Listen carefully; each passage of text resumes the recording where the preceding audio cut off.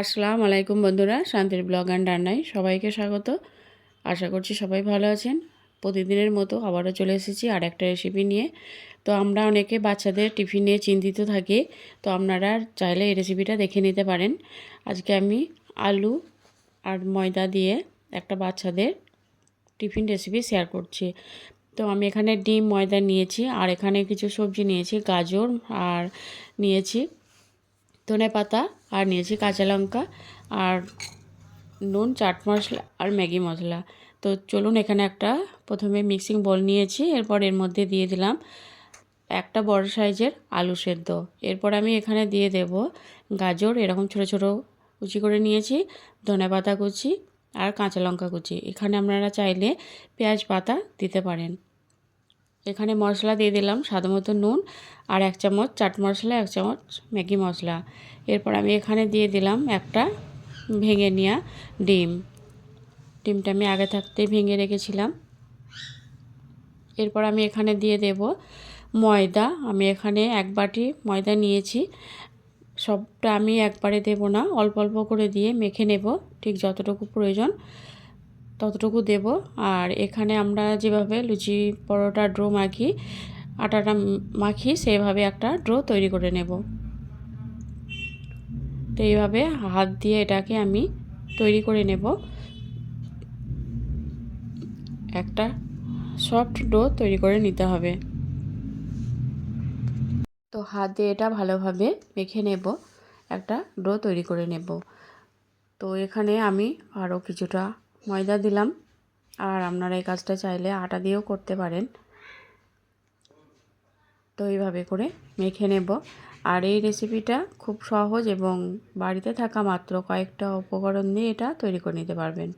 তো দেখুন, এখানে আমি একটা সফট ডো তৈরি করে নিয়েছি,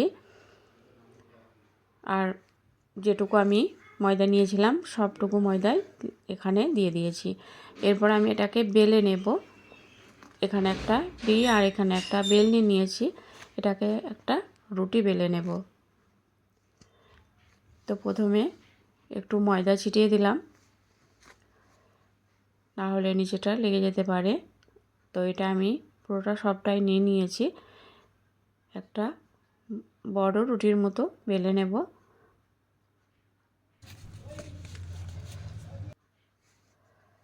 উপরে আবার একটু ময়দা ছিটিয়ে দিলাম, এটাকে বেলে নেব। তো দেখুন, এরকম বড় একটা রুটির মতো করে বেলে নিয়েছি।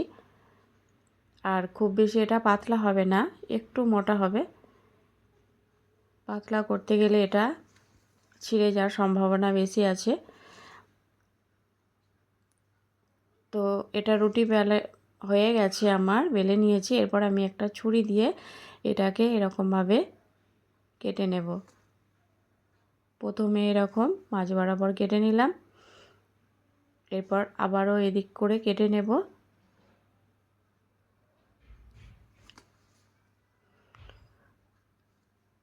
বন্ধুরা, বাচ্চাদের স্কুলের টিফিনে এই রেসিপিটা আপনারা তৈরি করে দিতে পারেন। অনেক সময় আমরা ভাবনা চিন্তায় পড়ে যাই যে বাচ্চাদের স্কুলের টিফিনে কি বানাবো বা কি দেব। তো এই রেসিপিটা আপনারা চটপট করে বানিয়ে নিতে পারবেন। তো দেখুন, আমি এদিকে প্রথমে 4 টুকরো করে নিয়েছি, আবারও এদিক করে আমি কেটে নেব। এটা ঘুরিয়ে নিয়ে আবারও এদিকে এভাবে কেটে নেব। এভাবে করে কেটে নেব। তো বানানো খুবই সহজ আর খেতেও দুর্দান্ত লাগে। আপনারা একবার হলেও বাড়িতে বানিয়ে খেয়ে দেখবেন, আর আমাকে জানাবেন এটা কেমন হয়েছে। দেখুন, আমি এভাবে করে কেটে নিয়েছি, আর দেখতে খুব সুন্দর লাগছে এখনই। এই দেখুন, উঠেও আসছে সহজে, নিচে লেগে যায়নি। এই দেখুন। এরপর আমি এখানে একটা ফ্রাই প্যান গরম করে নেব। খুব ভালো করে প্রথমে এটাকে গরম করে নিতে হবে। এরপর আমি এখানে দিয়ে দেব তেল। এখানে আপনারা কম তেলে ব্রাশ করে নিয়েও দিতে পারেন, বা একটু বেশিও দিতে পারেন। তবে এর থেকে বেশি আর দেব না, কারণ এখানে যেহেতু ডিম দেওয়া আছে। তো তেলটাকে ভালো করে গরম করে নিয়েছি, নিয়ে আমি এগুলো একে একে এর মধ্যে দিয়ে দিলাম। এভাবে করে দিয়ে দেব।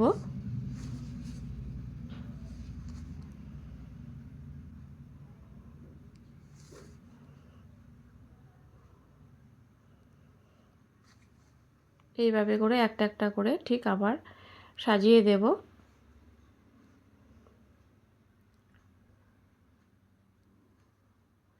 তো সবগুলোকেই আমি এভাবে করে দিয়ে দিলাম।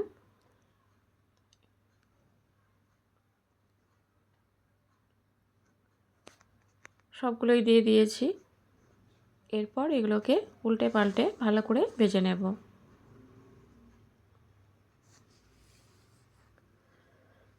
আমি একটা কাঁটা চামচ দিয়ে এভাবে উল্টে নেব। দেখুন এক পিঠে হয়ে গেছে, আবার অপর পিঠটা উল্টে দেব।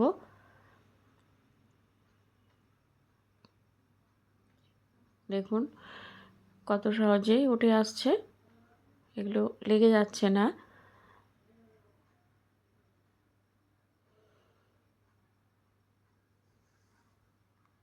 এইভাবে করে সবগুলোকেই আমি উল্টে দেব।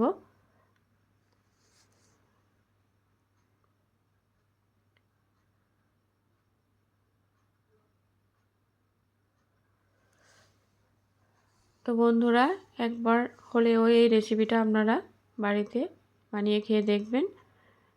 বাচ্চাদের স্কুলের টিফিনে বা অফিসের টিফিনে, সকালে ব্রেকফাস্টে এটা আপনারা তৈরি করে নিতে পারেন। তো দেখুন এক পিঠ উল্টে দিলাম, আবারও অপর পিঠটা আমি উল্টে নিয়েছি।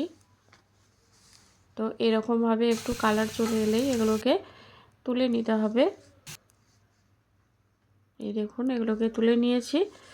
আর দেখতে কতটা লোভনীয় হয়েছে দেখুন এটা। এগুলো গরম গরম সসের সঙ্গে পরিবেশন করুন।